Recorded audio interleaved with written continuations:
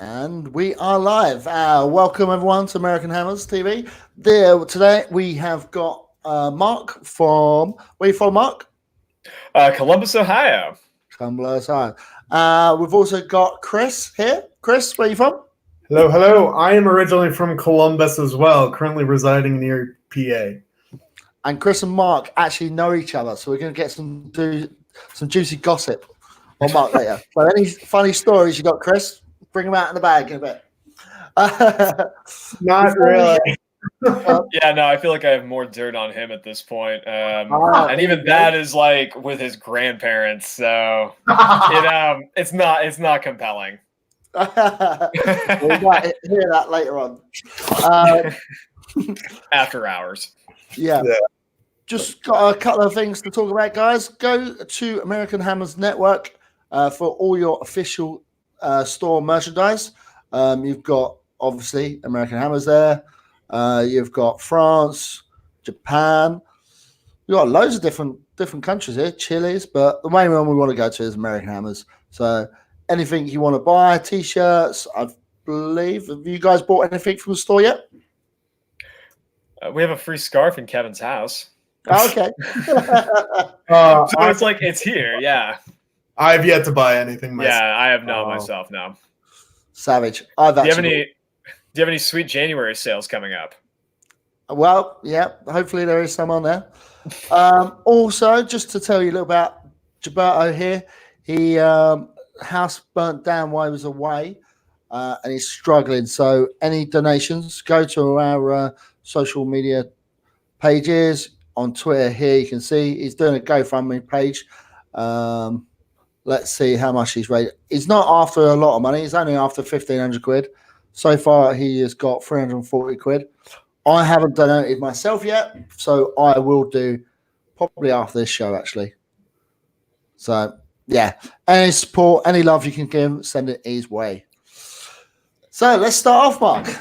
Tell us a bit about yourself and how you got involved with and how did you get to sport in West Ham? Yeah. Marc, co-host of the Columbus E13 podcast, available where you listen to your podcasts or on YouTube as well. Thanks to y'all guys. Let's see. I'm a relatively recent West Ham fan. There are certain things that I was just not alive for, or, alive but not aware for. I would say, I took like a really odd, peculiar route to becoming one. Because I didn't really watch soccer probably until I was in college. I played as a kid. My dad called it a communist sport, and I wound up not really playing it after elementary school. So, I drifted into, baseball, basketball, football, hockey to a lesser extent, and from Ohio. So we wound up supporting Cleveland teams. Indians, the Cavaliers, the Browns. The Cavaliers have rewarded me, and I would still say that I'm an Indians fan in baseball first and foremost. That's just something that's been with me my entire life. But there are certain things that you get used to watching the Indians.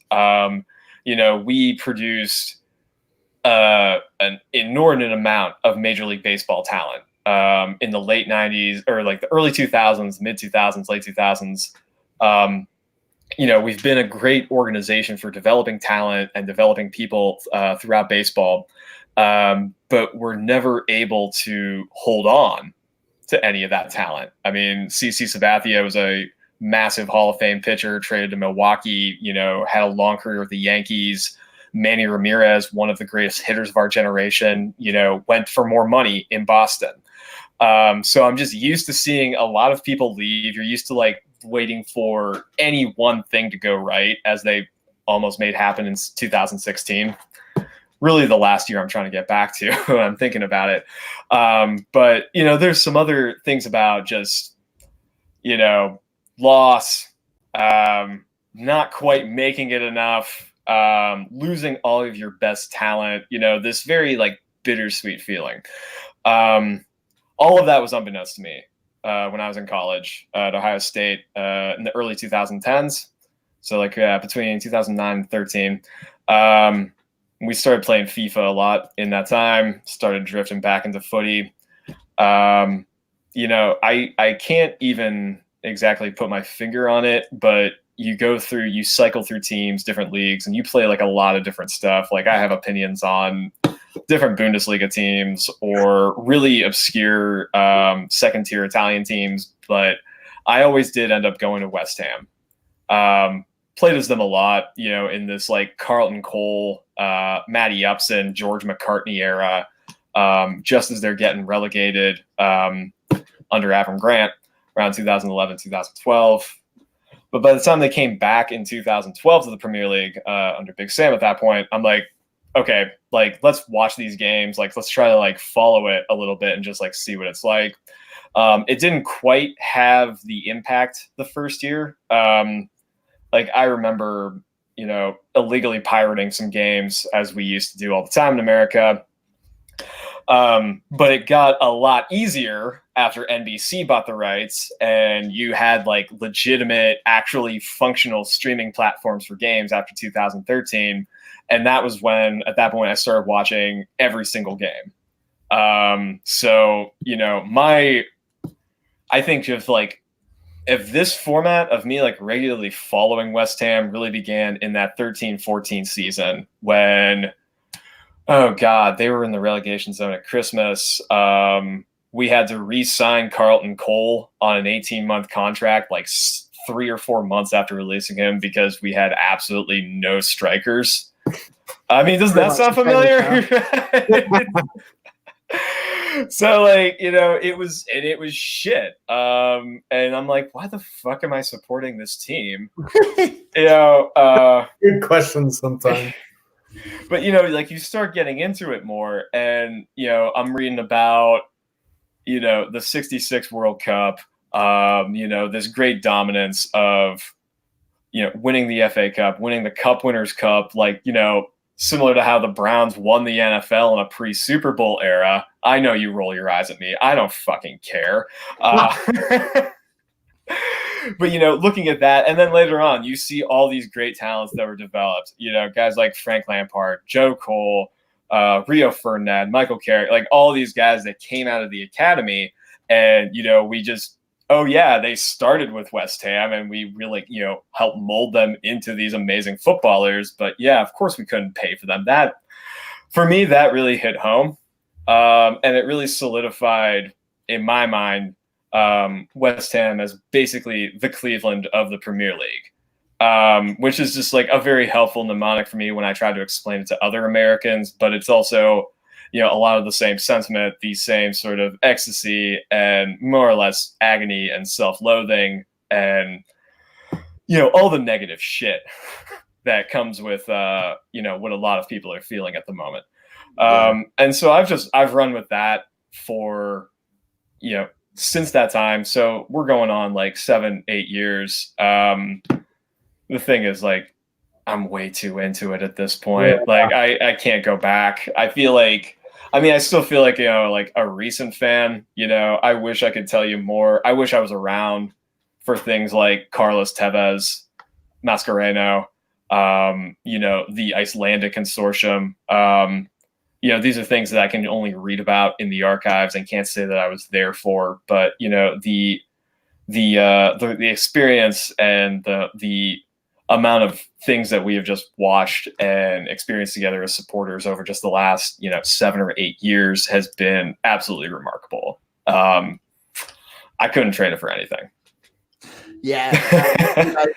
What a whirlwind it has been for the last 10 years. You've probably experienced some of the highs and lows over that period. Yeah, I mean, there have been far more lows than highs. Yeah, I mean, the farewell season at the Bullen is one of my most favorite things. Just from watching that, how competitive we were that season, the emotion of leaving that, but just that was the last time I was like, oh wow, West Ham played really interesting football. And, I want to get back to that. Do you, so could you feel all that energy and all that excitement before the game over in the States? And like, or how much it meant to a lot of West Ham fans? And you know yourself, did you guys feel that across the pond? At that time, you mean? Yeah. You know, I don't think it didn't have the same impact to me. I feel like if it were my podcast co-host Kevy in my place, he might say differently, and that's solely because he went to the ground. He attended matches there. He knew he had some sort of feeling of the neighborhood. For me, it wasn't like I understood the significance of leaving a stadium. And I definitely understood at the time the dissent from supporters about not wanting to move, about not wanting to go to that stadium. I am a little more detached from it. I may feel a little more neutral, but I definitely have that appreciation of the history and the amount of just things that you remember from there. Like that's irreplaceable. Yeah, I get it. Yeah. Chris, same question to you. Do you get that from over there? So even less so for me, because I've been on this channel for a while. I don't know if you've seen or ever heard how I got involved with West Ham, but it was my freshman year in college. I watched a lot of FIFA YouTubers. That's how I got into the game. I was never good at the game itself, so I just watched.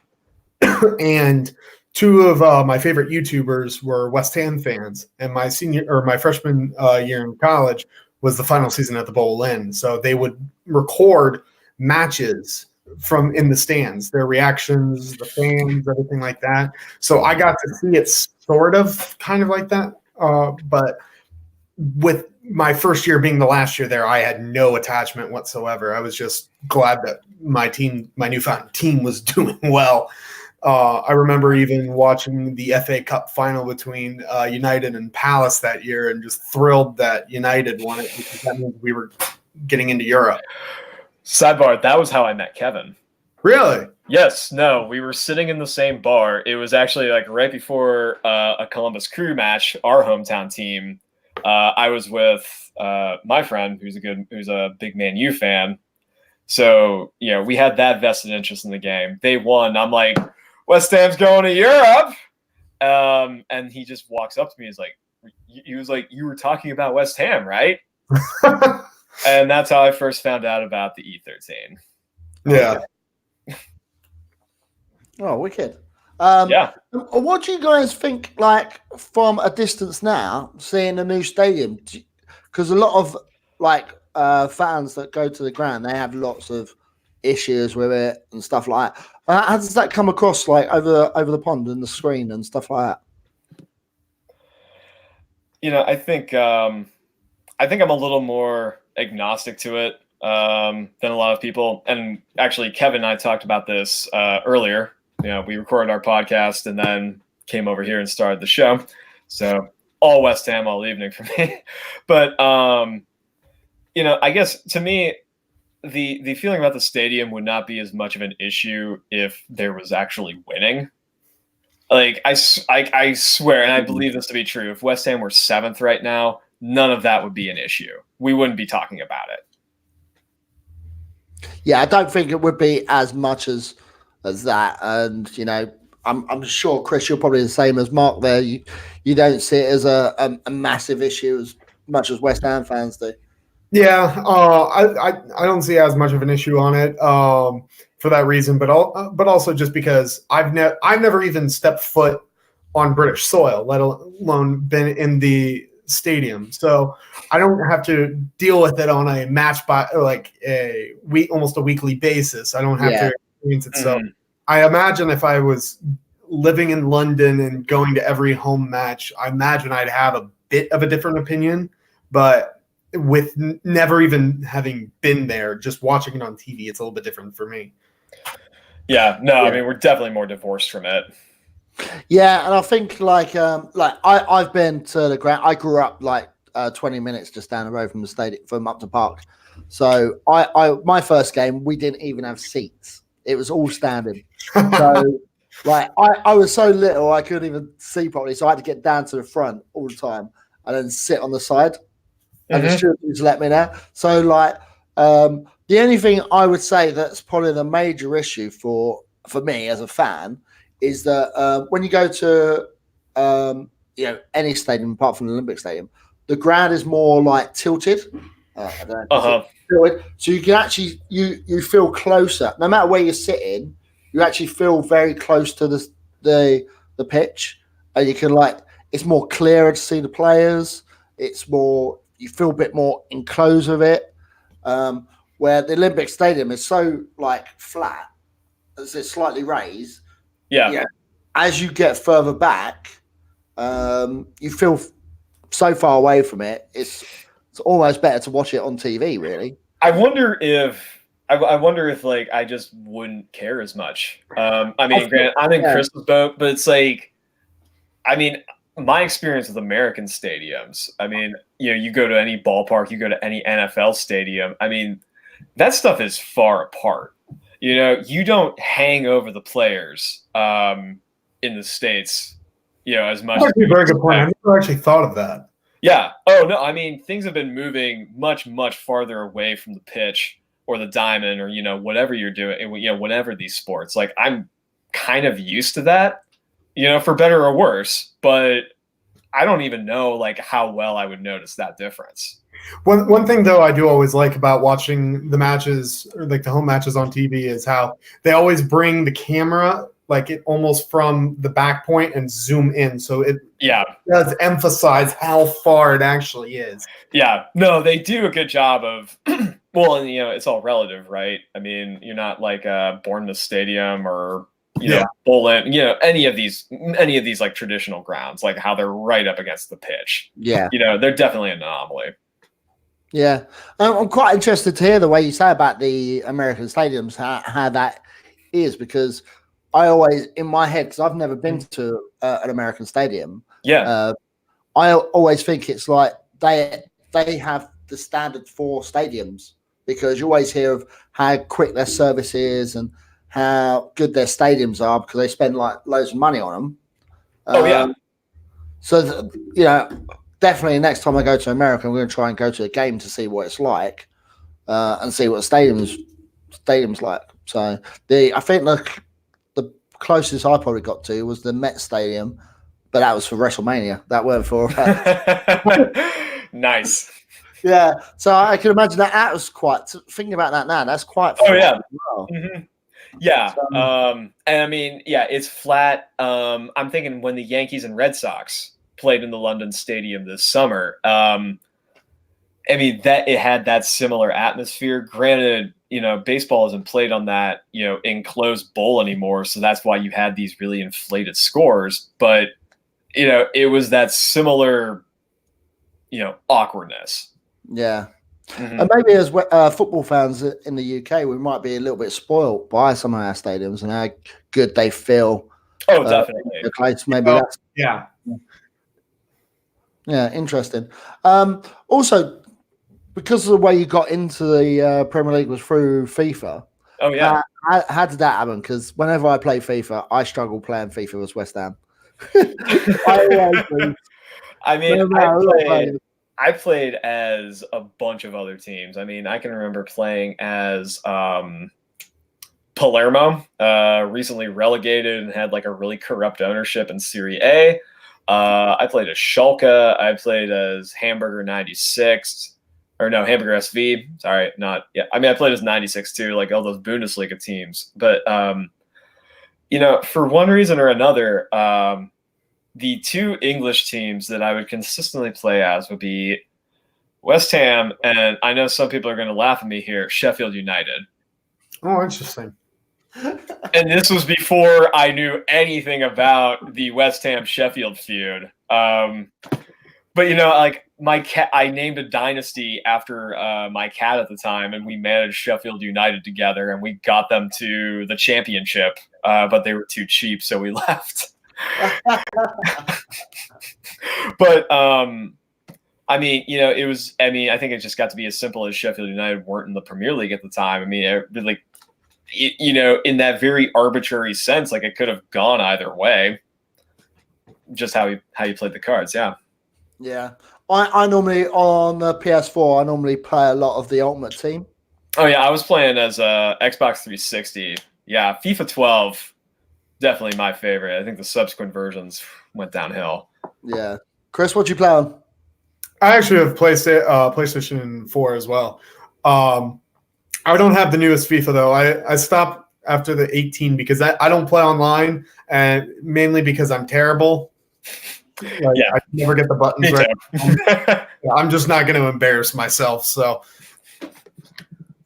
yeah, I don't blame you. To be fair, I'm not that good, and I think this year I didn't buy it either because last year I spent like $2,000 on the packs, and I looked at my bank balance. I was like, "What the heck was I doing?"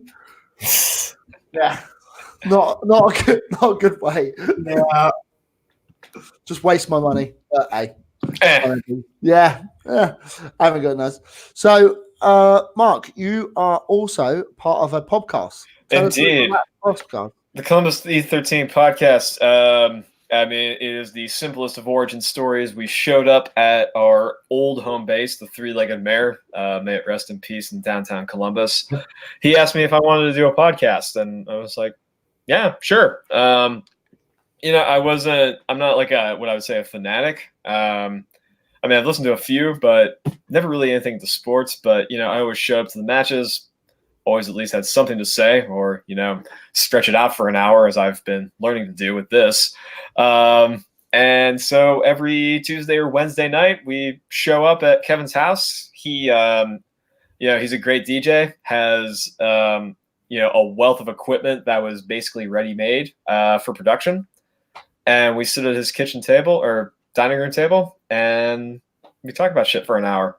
I wish I could say there was more organization to it, but you're not wrong there. Oh yeah, no, we like to think it's about running a supporters group, but it ends up being an extension of airing the grievances of being a part of a supporters group. But yeah, I mean, we've been doing it all of this season. I mean, we picked a hell of a season to start, but I don't think it's something that we take overly seriously, but we have fun. We always enjoy talking about the Hammers, and it's been a good time, like connecting with you guys and the rest of the network, and seeing that there's more than just a dozen people in Ohio watching this. Yeah, I quite like listening to podcasts because I could just, as I'm lying in bed, just put them on and then doze off to sleep. So. We're like the shipping forecast, right? Yeah. Puts me to sleep. We're talking about West Ham. Yeah. It's either that or Joe Rogan, one of the two. Because I quite like Joe Rogan. I can't go wrong with Joe Rogan. Yeah. But then most of the time I actually listen to the end of the podcast and still wide awake. So it doesn't always put me to sleep, to be fair. So what was on your last show that you was talking about in the podcast? So we just recorded tonight. We were, we didn't even I feel like we've been talking too much about the matches, and we're not pundits. We're not doing NBC Goal Zone match of the day commentary. But we stayed away from that. I think I thought it was a really good discussion, actually. We talked about the protests outside the stadium on Saturday, and I think it started with us at the pub. And reading his Instagram feed, whatever live tweeting that I'm following, and just trying to make sense of it all, just in the run up to kickoff. Because the lineup was what it was, but that bench, it's dreadful right now as far as needing an impact sub. But we kind of recounted figuring that out in real time. And then sort of doing the post-mortem, the retrospective of, what this means for the fan base. I think, similar to Chris and I talking about stadiums, how we experience it as Americans is trying to make sense of it when, we're 5 time zones away and we're not local to these things. But also, what our role is. I mean, I think we all have our role and we all have our feelings and thoughts of what's going on right now, but everyone's also going to express those things in their own way. And I think for us, especially, it's a little different, but it's not to say that we're not on the same side of what a lot of folks are saying right now. Yeah, cool.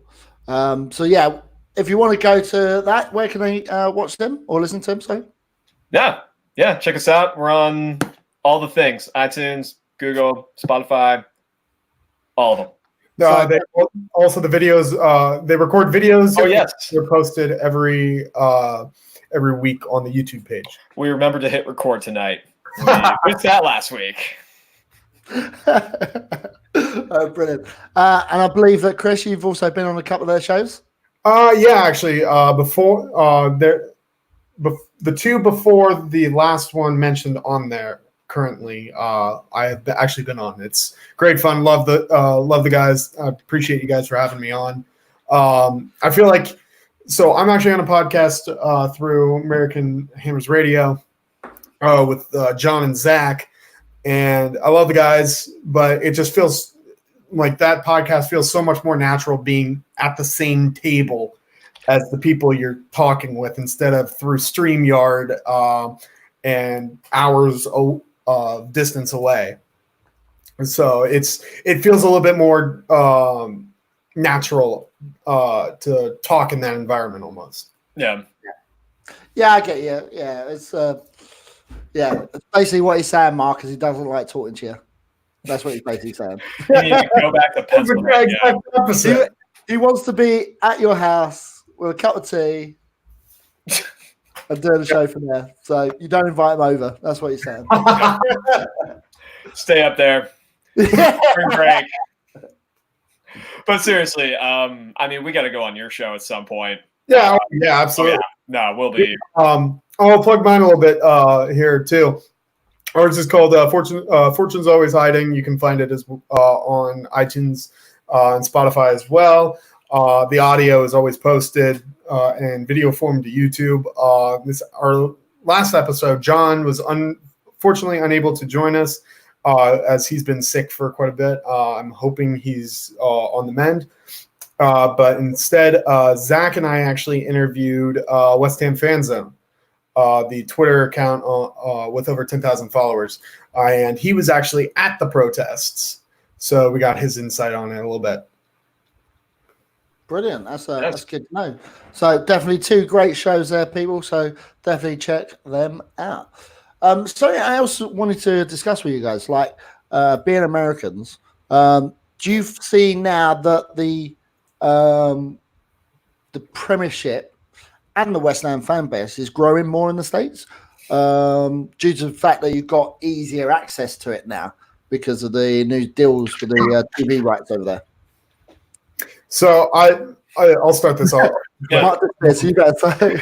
Yeah, I'm playing with my tie clip and drop it. Whatever. I digress. In terms of the Premier League fan base, absolutely, it is growing massively every year. They have there's a whole branch of Premier League USA Twitter account where they actually travel across the country to different supporters groups, and it seems like they're growing and growing. In terms of West Ham, I mean, I can't really, I wouldn't per se say that it's massively growing. I think it's kind of crawling in terms of growth. My freshman year in college, I actually got the kit for that season. And I got the kit the following season too.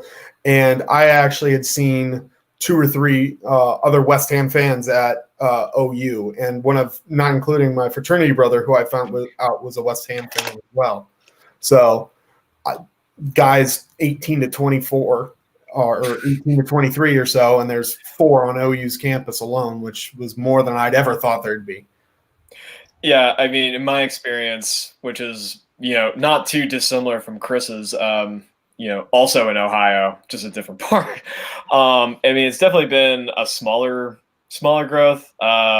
Definitely male. I mean, yes. I see female soccer fans all the time, just for not West Ham. Yeah, I think, but I'm always surprised at how many people just come out of the woodwork every year, whether they're just visiting or, they live somewhere close by and they can just make it to a game. I see dozens of new faces every year. So that's just in itself always remarkable to me. So also, Ray, what they do over here with NBC Sports, they almost every single match that they televise that's not on streaming, or not only on streaming, is the top 6.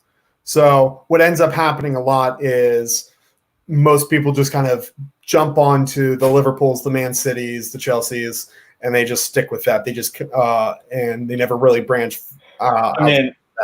I don't fault people for that. They just don't know that you haven't lived until you've experienced a relegation scrap or 3 or 4, who's counting. I've been a fan for going on 5 years now, and I think 4 of those have been relegations. And then one season we were in Europe. Go figure. Yeah, I'm coming up to 40 years of hurt now. It's not a competition, right? Oh no, I wish you only had your length, really. Yeah, you could just give me a hug and say it gets so much worse. Yeah, and it does. Oh yeah. Yeah, but it is quite interesting to hear how the Americans. Do you reckon we'd probably get a bit more fans if we had an American player in our squad like Jonathan Spector, who used to be there? I'll start. Yeah. No, I think there was some hope here 2.5, 3 years ago when Chicharito signed that would sort of broaden West Ham's appeal North America.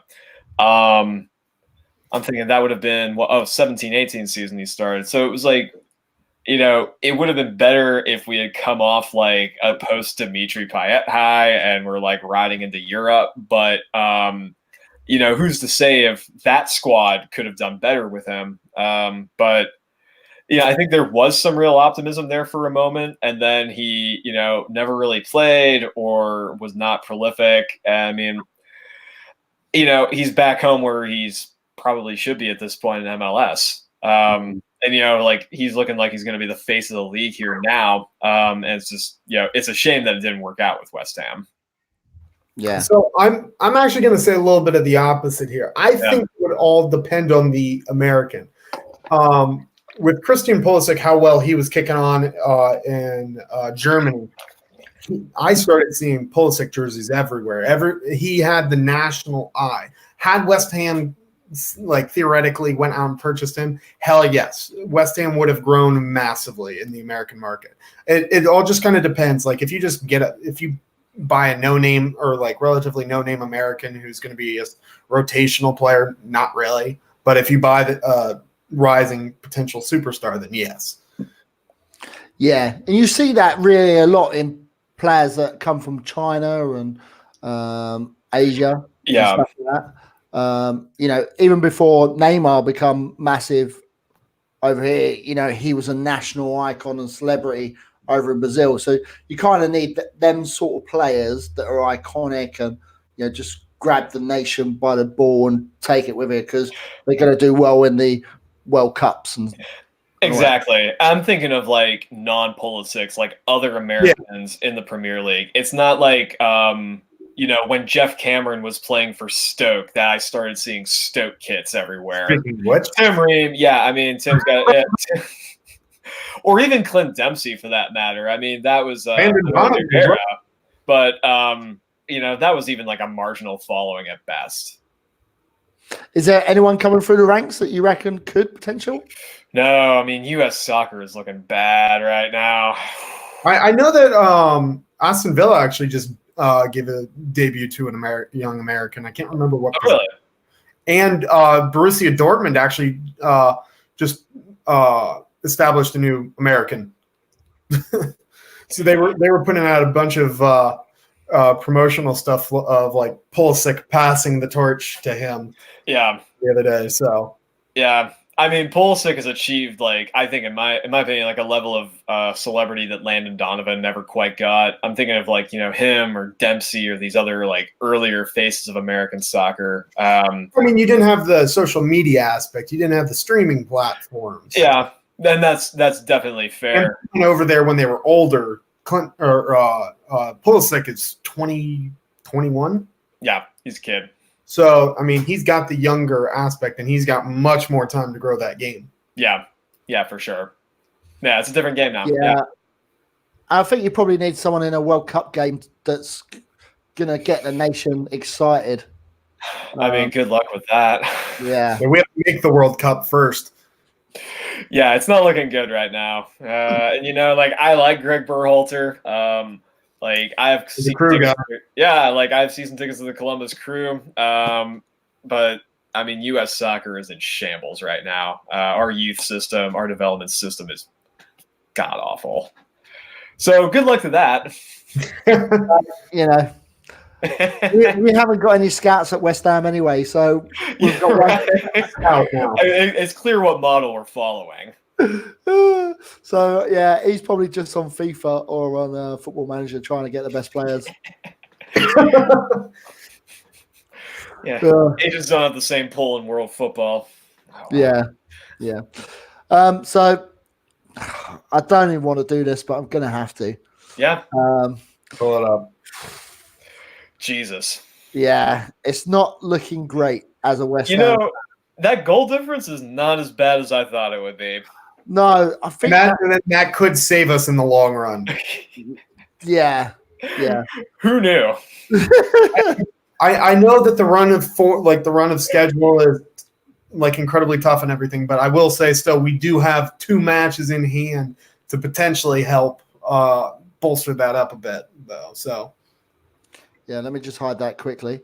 So as you can see there, like Bournemouth have been losing, but then they won today. Yep.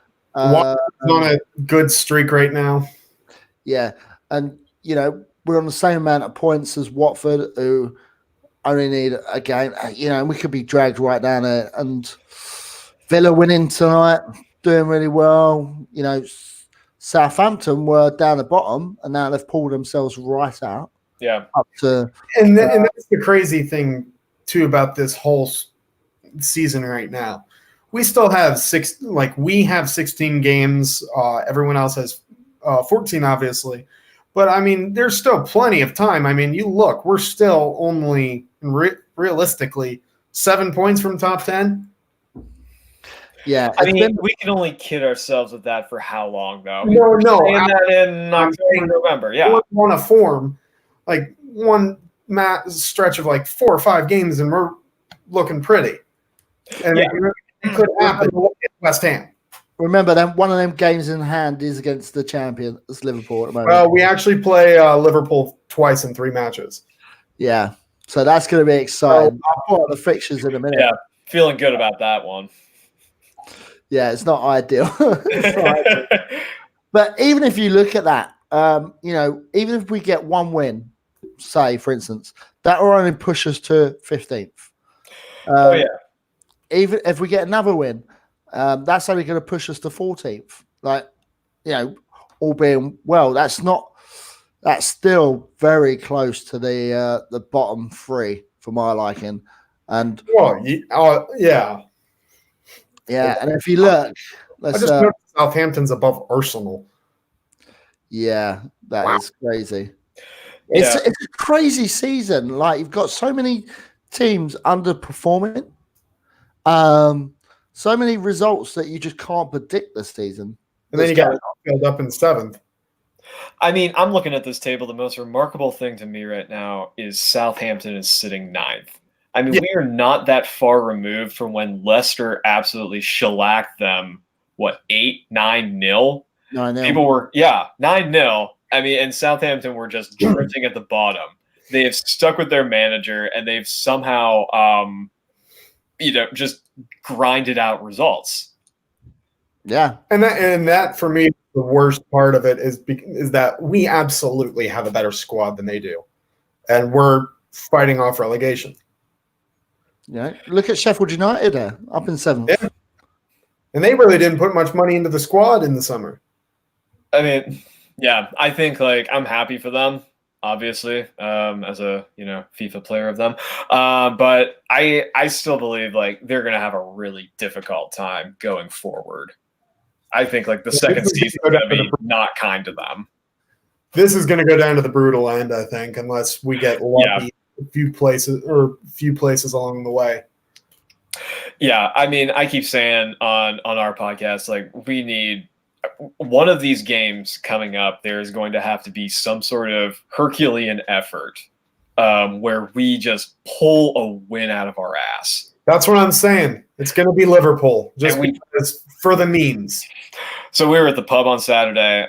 One of our friends, Michael Lawyer, was like, textbook West Ham way. Of course, we would be the one team to beat Liverpool all season and then get relegated. I really hope we do, because I'm Liverpool, and that would give me so much pleasure to walk around Liverpool with my West Ham top. I think it would I don't think it happened, but they've beaten literally every other club in the Premier League but us. If we could somehow pull off 2 wins against them and us be the only team they were not able to beat this season, would just be remarkable. Yeah, no, we'll be laughing about that for years, but then we got to do that. Championship. Yeah. Exactly. It's like Wigan winning the FA Cup. Like, okay. Where did that come from? So just looking at our fixtures, what we've got coming up. Obviously, we've got Leicester tomorrow, which, Leicester's had a bit of a dip just lately. Yeah, 2 losses. Go back to the table real quick. I don't know what has their run of form been? They've lost 2 in a row. Yeah, lost 2 in a row, 1-2, and then no one.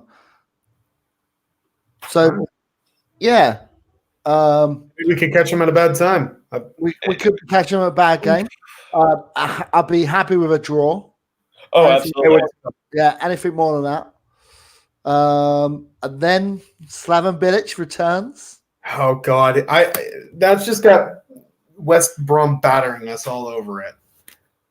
Yeah, but they have not been on a good run of form lately.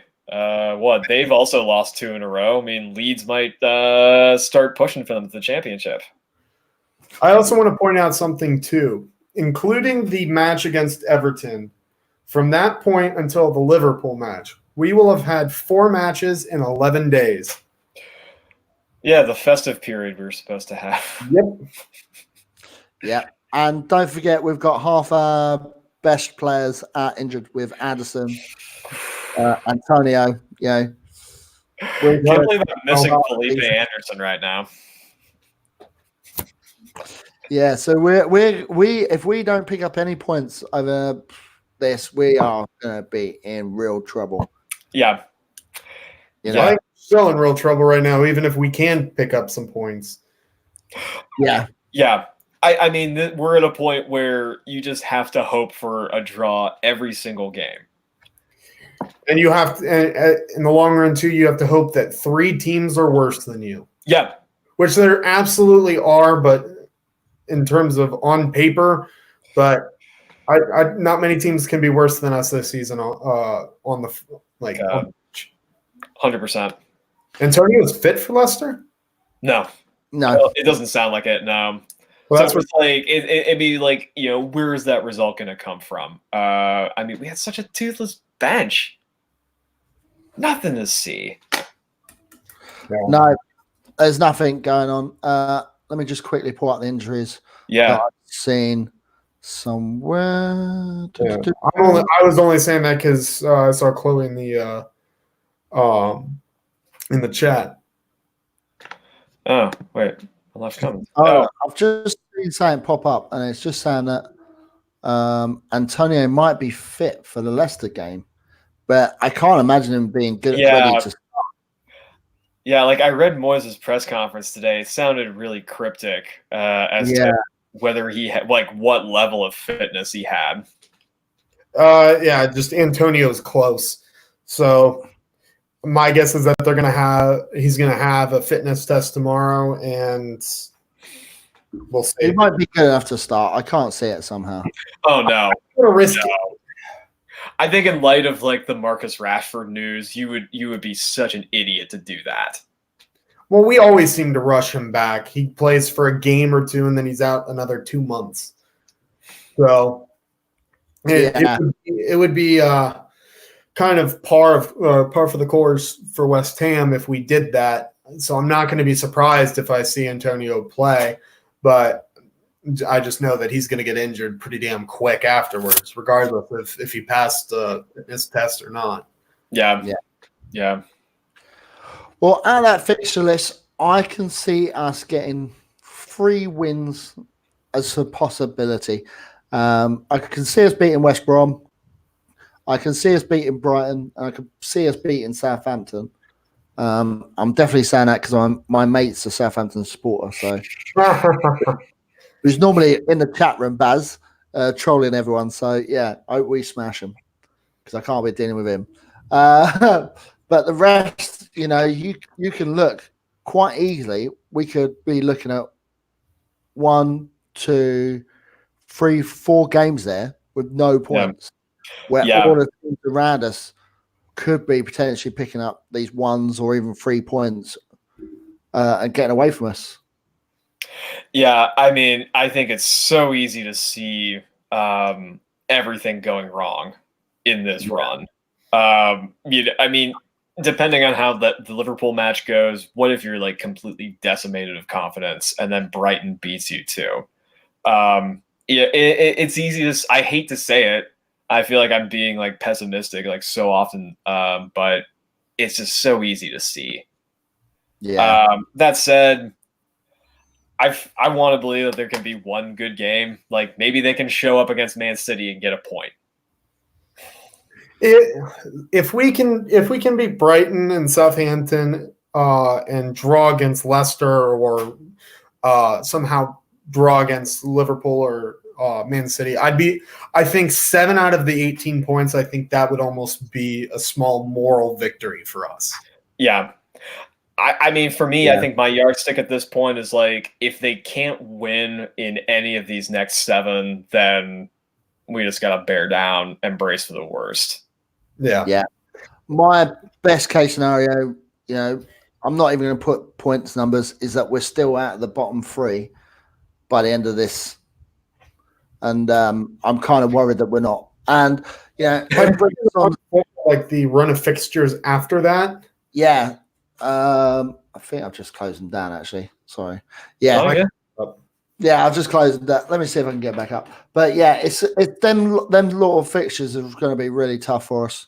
Yeah.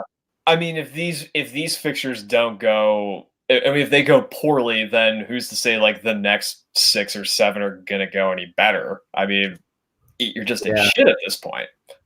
So afterwards, you've got immediately following Southampton. Sorry. I was going to say after that, here we are. We've still got another run of fixtures that are not looking ideal. You've got the Arsenal, Wolves, Spurs, Chelsea. Yeah, Newcastle that's picking up points. I mean, you look at Newcastle and Burnley, and you're like, Burnley's 4 out of the last 5. I think I saw. Burnley have climbed themselves out of there, but those are 2 matches where I think most of the time you would expect West Ham to win that, but you're not saying that at all this year. These games are absolute debacles. Any match anymore. Yeah. Like none of these games like you could expect to win. Yeah. Yeah, it's a tough run in the season for us. And then 2 of the last 4 games are against current relegation teams. Yeah. 3 of the last 4. Are we including Man United? Yeah. So that we've definitely got a hard run into the end of the season. Obviously, everyone else is going to be just as bad as us. It's not an easy time for anyone this season. So if we can stay out of the relegation, after the last Liverpool game, we need to have a good cup run to keep any hope of this season being worth anything. Oh, yeah. Yeah. I mean, I'm glad that Moyes started taking it seriously, and it was like some morale boost. But just take it as long as he can. Yeah, and the other thing is Moyes needs reinforcements, and there's not much coming out. Chris, talk about this guy because you can say his name and I can't. So, obviously, like I've just listened to X's their podcast. The big takeaway from that he mentioned is none of these are close. None of the rumors are close, and that we could end up with nobody. We could end up with one. We could end up with two. It's but this guy on the screen right now, his name is Fyodor Chavlov. No idea if that's right. Apparently, he is a very highly rated Russian striker.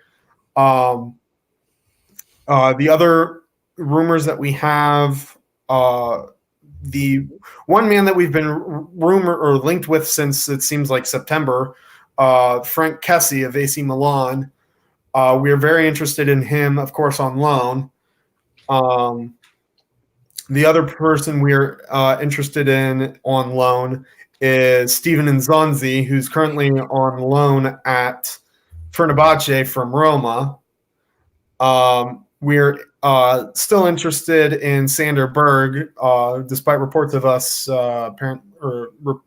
submitting a bid. We have not. But there are apparently 2 Premier League teams above us in the pecking order for him. So, and then the final person is Ronaldo Vieira, who, despite his name, is English.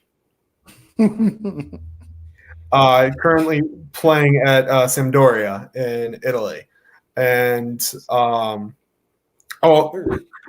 Kessie and Zonzi, Sanderberg, and Vieira are all midfielders, and Kavlov is obviously a striker.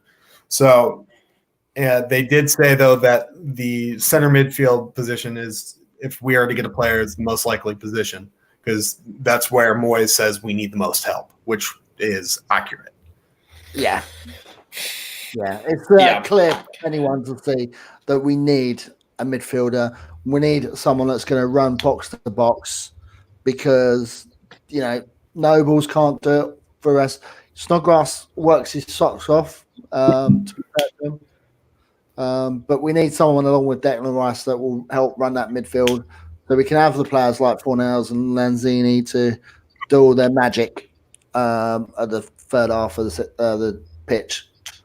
One thing I forgot to mention too is that we are still obviously interested in Joe Allen, but apparently they don't want to sign older players. So Joe Allen and Steven Nzonzi, who Nzonzi is 31 himself, are very unlikely.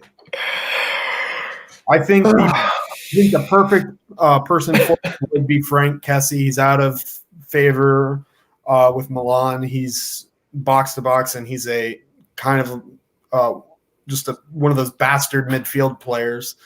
Can blow you off, and he's only 23. So I don't know too much about Sander Berg, and apparently Ronaldo Vieira is I think it was him.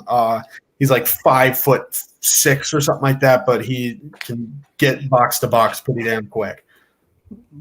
What do you reckon? How many realistically, Chris? Let me ask you. How many do you realistically think we're going to get at the end of this January transfer window? Do you reckon we get one? Do you reckon we get two? Do you reckon we get none? I think one is the most likely. I think we're going to end up getting someone. I think the protests have helped spur that on a bit. Like with them being in the negative light, they're going to try and do something to make amends, but only just enough to say, "Oh, look, we did something somewhat good." But I think just as likely as nobody. Mark, what do you reckon? Yeah, I feel like it's going to be one person. I mean, they're going to have to say that they did something. Sorry. Exactly. And I'm willing to say, besides Randolph, one other. I wouldn't be surprised if it's not any of the names Chris just mentioned. It's one of Moises' brother's agent or a client. Exactly. Like, oh, we signed Jordan Hugel again. Oh, Don't worry, we're already in a deja vu state, right? Moyes has ruled out any possibility of recalling any players on loan, especially Diangana and Cullen. Grady got hurt yesterday. I don't know what the timetable is on that. It's not as bad as it first seemed, apparently. Yeah, cool. Which is good. Good. And hopefully he can carry on with his development, and hopefully he can be ready for us next season, because I feel like next season is going to be an important season for him, and we're going to need him to be. Absolutely. Yeah, because you've got a lot of these older players getting old, and we need to shift them on. I mean, if this academy is as productive as they want to tell us it is, like, I mean, you look Exhibit A in like needing to be productive. Absolutely brilliant. Yeah. So for me, I can see us getting to deadline day, and then we end up like 2 hours before it finishes. We tried our hardest. We couldn't get anyone, but we got Joe Allen. I can already see that. I think that my guess is that they already have a statement prepared saying, oh, we tried our hardest, but January signings are tough, even though Newcastle, Aston Villa, and bunch of bottom half teams are already signing players. Yeah, I mean, Karen Brady's already priming for us for that, right? Oh, yeah. They're ready to set us up for it. I'm not surprised if that happens. Yeah, I think Randolph is probably our only signing for the transfer window. It's going to be a tough one to build. Yeah. Oh, and obviously Roberto going out on loan. Yeah, which isn't hurt us anymore. They reckon they put him out on loan, and they're hoping that he's going to do well on loan, so he actually can get sold in the January transfer. In the summer. Which I'm okay with that kind of business. Yeah, there's no other choice for him. Hope keep the money. I mean, when you think about it, that's really one of the better pieces of transfer business West Ham have done. Sign this dude on a free, maybe can get $1 million for him. Like, we'd be lucky to get his wages back. Yeah, that's what it's going to be. That's the best case scenario. Yeah. And then it just didn't work out. And no one expected Fabianski to get injured as bad as he did. We didn't expect him to be this bad.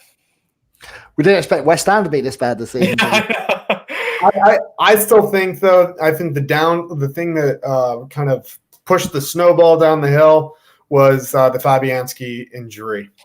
Yeah, really papered up the cracks. Yeah, that definitely went Pete Tong after that, didn't it? Especially the League Cup game, which is where that was our first loss, and then it all just went. Obviously, Man City was our first loss, but I don't count that. So anyway, we're coming up to the hour mark. We better go with the quick fire questions before Tim goes to me. Stop it, Ray. So Mark, are you ready for the quick fire questions?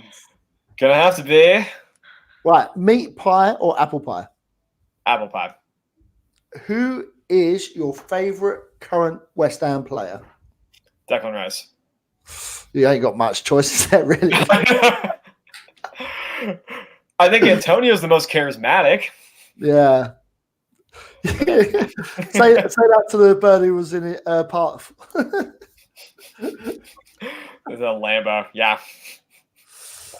Who frustrates you the most in the current squad? Lanzini. He's interchangeable from Anderson. To me. Yeah. Number 4 is quite redundant now. FA Cup or top 6 finish? Top 6 in the championship next year? I was going to say, we should change that to FA Cup or survival. I'm going to have to be FA Cup. Yeah, that's ridiculous. We'll need a new one now. Yeah, that would be our saving grace if we win the FA Cup. I think a lot of these issues this season if we stay up. Will just be got. People forget about it. Oh, for sure. And that would be our only saving grace. What about West Ham? Do you love? I mean, I love getting together with the E13 every match, or the matches I can't make. Can't be at Leicester tomorrow, for better or worse. But love being back at the pub. Love not watching by myself anymore. Just I need to get the wings again. Love the vibe.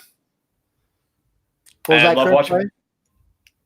I need to get the wings again from Pub Mahone. I'm missing them. Yeah, come to Ohio. Come watch with a dozen or so people on a Saturday morning. Oh yeah, brilliant. What about West Ham do you hate? I hate that this season has not made us look in the mirror more as fans, and that we are not, coming to terms with the fact that, we're Newcastle, we're QPR, we are not Everton or Wolves or, any semblance of a well-run club. In American terms, we're the Cleveland Browns. I want to full circle. That is actually the exact same analogy I give to all of my friends who don't watch the sport. That is the exact same. Yep. And I'm not even a Browns fan, so. What was that film with Kevin Costner in about the Browns? Oh, Draft Day. Draft Day, that's it. That's how I know the Browns. Yeah, that's be good enough. Yeah, Okay, so here's a couple of funny questions now. What is your what sound makes you happy? I'm sorry, say again. What sound makes you happy? What sound? When I'm drinking my water bottle and it sounds like it's farting.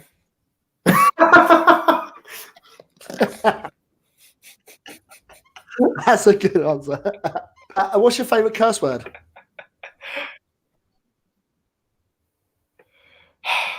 What's your favorite curse word? Cocksucker.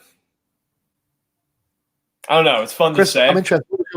Yeah, I like the multiple syllables. What's that? Chris, what was yours when you said? Mine is definitely fuck, because you can use it in a variety of ways and meanings. And so mine is cunt. Oh, you can. That's just standard. Most London people. Yeah. What team do you love to beat? Everton. I mean, Spurs are shit. Spurs are always going to be shit. But I think, if you want to know what it's like to be an American fan, you want to beat Everton. A club that's not top six, but has like this holier than thou fan base, and really make a lot of the same mistakes West Ham does, but end up with a lot better reputation. So Everton are right up there with Spurs in my mind. Okay, that's a different answer for most people, but yeah, appreciate it. I mean, you know what? You're gonna give Tottenham 9 times out of 10. I'll be the one. Yeah, I know a few of my boys back home. They do like to beat Everton, and teams that are what we used to see as around us more than the top six. That we were trying to get above them, and just winning them games said that we was better than them. So yeah, name a player, past, present, who emphasise West Ham United. I think in the time that I've been around, James Collins. Okay. Ginge is all about it. Yeah, James Collins is a good man. And the thing I like about James Collins is like I was in London with my bosses, and we was just like looking at different bars because we're looking at a bar in London for Coyote Ugly, and James Collins just walked in the bar, and like literally I was like, "Wow, James Collins!" And this was just after he left, just after it was announced. I was like, James, you left us, blah, blah, blah. And he literally, like, all his friends then went and got table because it was a foodie place that we went to. Yeah. Dan. And then he ended up standing talking to us for about 5-10 minutes. Yeah. And it was like tough as nails, humble, like all around great guy. Yeah. Please tell me you got a photo with him. No, I didn't because my phone was dead. I was gutted. And then like he was like, I've got to go, guys. I'm really sorry. You know, they're all waiting for me so they can order food. I was like, and that's the kind of person that you like because he gave you 5-10 minutes, which he didn't have to. If he said that from the beginning, it still would have been okay with us. But he had a good 5-10 minute chat before he left us to go back with his friends. Perfect. That's great. But, a lot of time for James Collins. If you could take a time machine back to any experience, anything to do with West Ham United, what time and where would you go? I think the 75 FA Cup. 75 FA Cup. Okay, cool. Yeah, man. And what made you pick that one? The whole allure of how you beat Bobby Moore in an FA Cup final. There's just too much greatness on that pitch. Like, go check that one. 80 gets the play right now, and like that's great in its own right. But 75 is special too. Yeah. Perfect. Okay, cool. Right, so that's the end of the quick fire questions. Just tell us again, Mark, before we go, how they can come see you. What's your social media post? Your podcast again? Yeah, the Columbus E13 podcast is available on iTunes, Spotify, SoundCloud, all the other podcast platforms that you typically use. I'm iTunes and Spotify guy myself, but the Columbus E13 podcast, usually out every Wednesday or Thursday, and me and Kev bullshitting for an hour. It's a good time. And if you're in Columbus, Ohio, come to Pub Mahone downtown and come get a beer with us. It's always a good time. Chris, how can I see you? So I'm mainly active on Twitter. My handle is HRYTZIK. I would just pronounce it. It's my last name. It's heretic, but no one would be able to spell it. I'm also on the Fortune's Always Hiding podcast with John and Zach. Comes out early every week. Again, iTunes, Spotify, the YouTube for the audio. And I'm also will be back here tomorrow with Irish Tommy for the post-match live stream. Wicked. We look forward to that as well. Tommy's a good guy. We like Tommy. Hopefully it's a positive one. Yeah, hopefully. Fingers crossed. Fingers crossed. Again, if you want to get hold of me, just come to Coyote Ugly Saloon Bar in Liverpool on Bowl Street. Come see me. We're just, I'll probably give you a beer and get absolutely drunk if I'm not working. One left thing to say, boys. Come on, your irons. Come on, your irons, guys. Come on, your irons. Thank you very much for everyone to watch us. See you later, guys. Take care. Bye-bye.